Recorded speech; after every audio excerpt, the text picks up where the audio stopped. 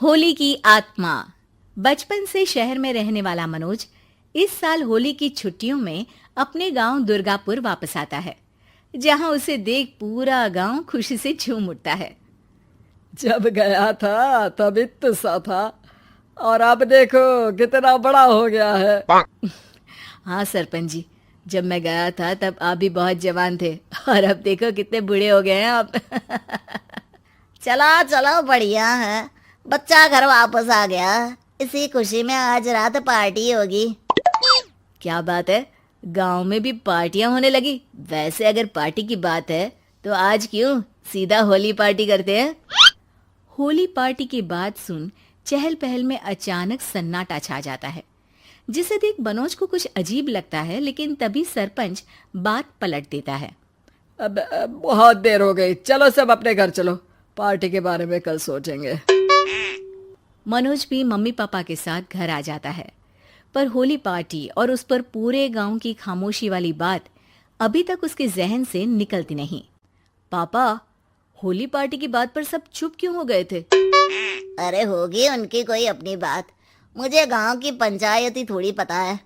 थक गया हूँ, चलो सो जाते हैं, कल बात करते हैं। पापा की बात मानते हुए मनोज भी सोने चला जाता है। आज तो छुपा लिया, लेकिन हफ्ते बाद जब होली का दिन आएगा तब इसे कैसे रोकोगे?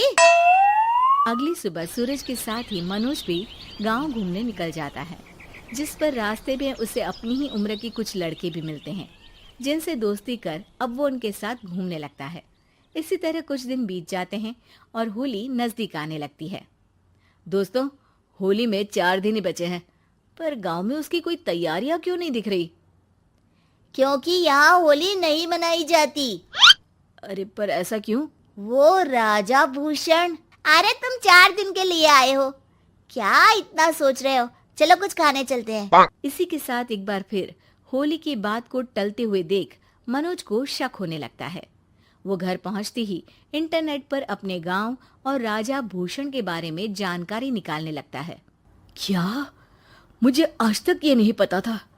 ऐसा कैसे? किसी ने मुझे कुछ बताया क्यों नहीं? सारी जानकारी लेने के बाद मनोज गांव वालों या अपने मम्मी पापा से कुछ पूछे बिना खुद ही उसकी सच्चाई के बारे में छानबीन करने लगता है, जिसके चलते वो राजा भूषण की हवेली में पहुंचता है। वाह, क्या हवेली है यार। पर क्या यहाँ सच में कोई भूत है? हेलो भूत जी, कोई है क्या? हम इस साल गांव में होली सेलिब्रेट कर रहे हैं, क्या आप उस पर थोड़ा इंटरव्यू देंगे? मनोज के ऐसा बोलते ही गांव में तूफान उठ जाता है और हवेली में रखी सारी चीजें हिलने लगती है। एक अदृश्य शक्ति मनोज को धक्का देकर हवेली से बाहर निकाल दरवाजा बंद कर लेती है। ये सब देख मनोज हैरान रह जाता है। क्या अभी मुझे हवा ने धक्का देकर बाहर निकाल दिया? मेरे होते हुए इस गांव में कभी होली नहीं बन सकती, इसलिए दोबारा ऐसी कोशिश भी मत करना, अंजाम बुरा होगा। आवाज सुन मनोज हैरानी से इधर उधर देखने लगता है, पर उसे कोई दिखाई नहीं देता। वो गांव वापस आ जाता है, जहां तूफान की वजह से सब कुछ तहस महस हो चुका होता है। आखिर ये तूफान आया कैसे? ना ऐसा कोई मौसम था और ना ही हमने होली का त्योहार मनाने की बात की थी। सरपंच की बात पर कोई रिएक्शन दिए बिना मनोज चुपचाप अपने घर चला जाता है। इस तरह देखते ही देखते होली का दिन भी आ जाता है और मनोज रंग लेकर गांव में निकल जाता है, लेकिन गांव पूरी तरह खाली होता है।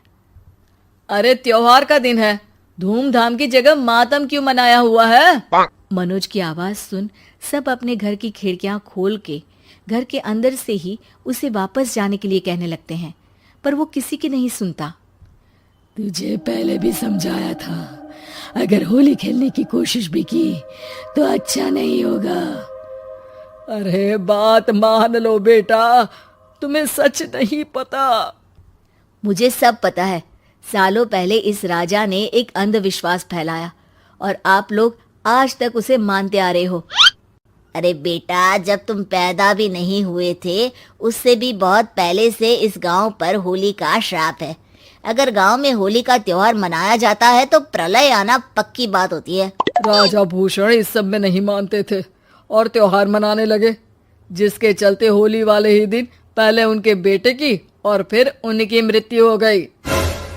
तभी से गांव की रक्षा के लिए उनकी आत्मा उस हवेली में रह रही है। सबकी बातें सुन मनोज उलझन में पड़ जाता है।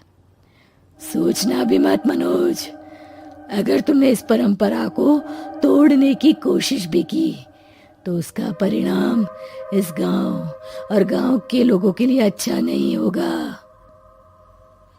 मुझे भी यकीन नहीं हो रहा कि आप लोग एक बेतुकी बात को मानकर सालों से रंगों के त्योहार को मातम की तरह मनाते आ रहे हो। मनोज किसी की कोई बात ना मानते हुए पूरे गांव में रंग बिखेर देता है, जिसके तुरंत बाद वहां तूफान के साथ बिजलियां गरजने लगती है। अचानक मौसम में ऐसा बदलाव देख जहां मनोज कंफ्यूजन में आ जाता है, वहीं गांव वाले डर से सहम जाते हैं।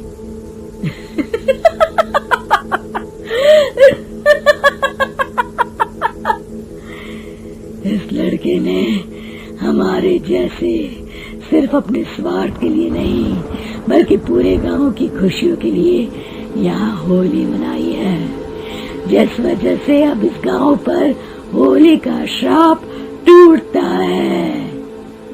ऐसा बोलकर राजा का भूत वहां से गायब हो जाता है, जिसके बाद गांव के लोग धूमधाम से होली मनाते हैं। खुशियों के रंग गांव में बिखरे ही होते हैं कि अगली सुबह अचानक मनोज कहीं गायब हो जाता है और एक बार फिर गांव में होली का नया राज शुरू हो जाता है।